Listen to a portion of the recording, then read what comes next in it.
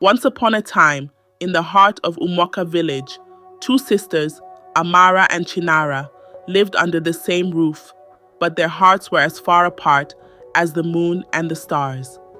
Their father, Obina, a revered elder, had married two wives, the gentle and caring Ngozi, mother to Amara, and the proud, ambitious, and fiercely jealous Kamsi, mother to Chinara. For years, the two women had waged a silent war, their rivalry slowly poisoning everything it touched. And that poison didn't just stay with them, it crept into their daughters' lives, infecting everything they knew. But Amara was different. She was soft-hearted, yet strong, full of kindness, always trying to heal the rift that her mother's heartache had caused. She made every effort, gifts, invitations, even shared laughter, but each gesture was met with nothing but coldness from Chinara. "I see what you're doing, Amara," Chinara would sneer. "You think kindness will make you better than me?" Her words, sharp and cruel, cut deep into Amara's heart. But even as she carried the sting, Amara refused to give up. Weeks passed. Amara continued to live her life with the same open heart, but the gap between her and Chinara grew wider. Then, one day, while at the bustling village market, Amara's eyes fell upon something she knew Chinara would love. A beautiful dress woven in reds, golds, and intricate patterns. It was like nothing she had ever seen before, and a spark of hope lit up in her heart. Maybe this will finally bridge the gap, she thought. Without hesitation, Amara purchased the dress and brought it home, ready to offer it to her sister.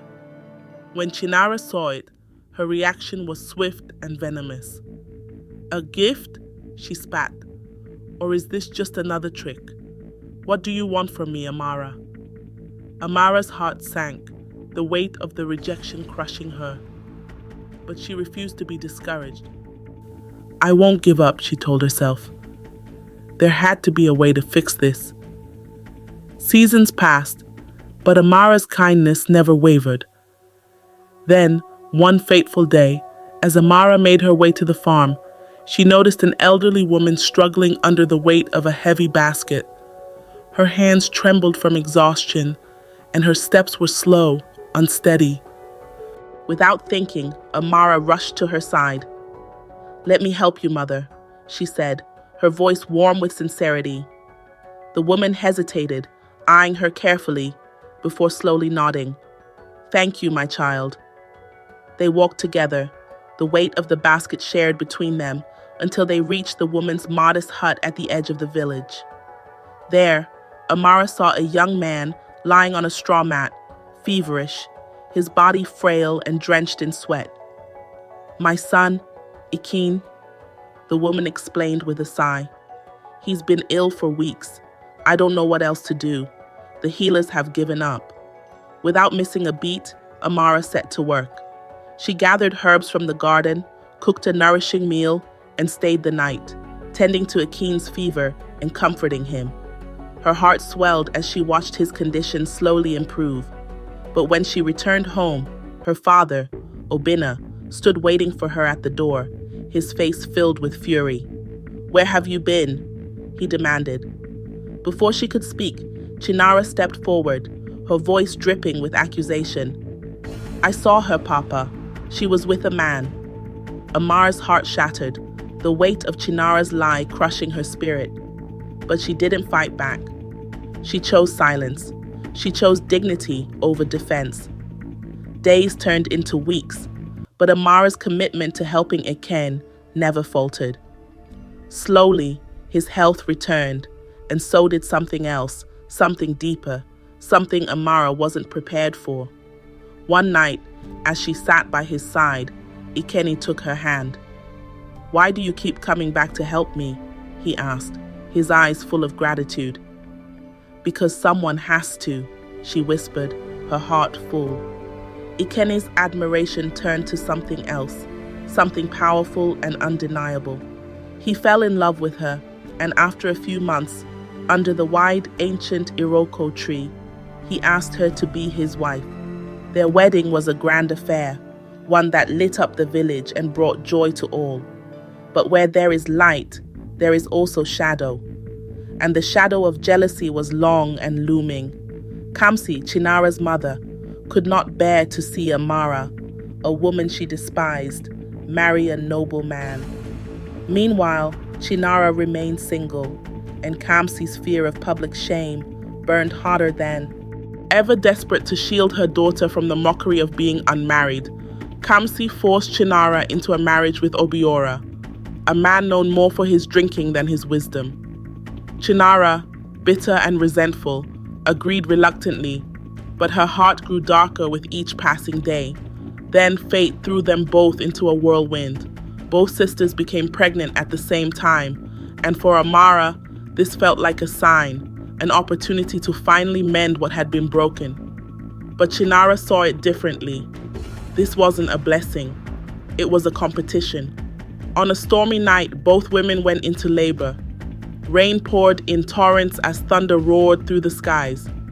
The winds howled as the two women struggled through their pain. Amara's mother, Ngozi, was too ill to assist her, and with no other choice, Kamsi, the woman she could never trust, was forced to step in.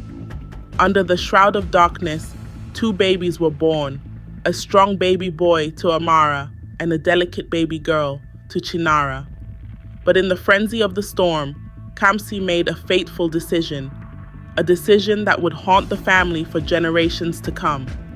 She swapped the babies, placing Amara's son in Chinara's arms and giving her daughter to Amara, and no one knew, not then. Years passed, and Afamefuna and Emama, the two children, grew inseparable.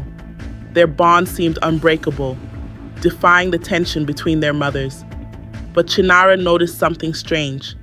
Afamefuna, the boy she thought was hers, began to favor Amara. He called her Mama and spent more time with her than with his own mother. Chinara's jealousy reached a boiling point. The seed of bitterness she had been feeding for years began to sprout, and she visited the village Dibia, the powerful juju man. "I want her happiness destroyed," Chinara demanded, her voice filled with venom. The Dibia, his eyes filled with ancient knowledge, warned her, "Beware, for magic is powerful. But remember, blood runs deeper than any spell." But Chinara was beyond reason. She demanded the curse be placed on Amara's family, ensuring Afamefuna's bond with her would be severed. However, in her haste, Chinara unknowingly gave the Dibia an item belonging to Emma, her true daughter. The curse backfired. It wasn't Amara's home that fell into chaos, it was Chinara's. Emma fell gravely ill, and in the throes of desperation, Chinara turned to the Dibia again, only to be told that it was too late. The damage was irreversible. The village seer was called upon, and in the presence of the ancient Iroko tree, the truth was laid bare. The baby swap, the failed curse, the lies, the betrayals. Amara's heart shattered as the truth pierced through her, but her spirit remained unbroken. Even in the face of all the suffering, she did what Chinara could never do. She forgave. "Hate ends here," she whispered to herself. Afamefuna chose to remain with Amara, the woman who had always loved him as her own. Emma, despite the pain, still called Amara Mama, knowing that love wasn't bound by blood. Kamsi was cast out, her deceit exposed for all to see. Chinara, consumed by her own bitterness and madness, wandered aimlessly, her mind fractured beyond repair. But Amara? She raised both children, her heart open and full of love, creating a home where peace finally reigned. The lesson: jealousy poisons the soul, but kindness, it takes root, grows strong, and weathers every storm that envy cannot endure.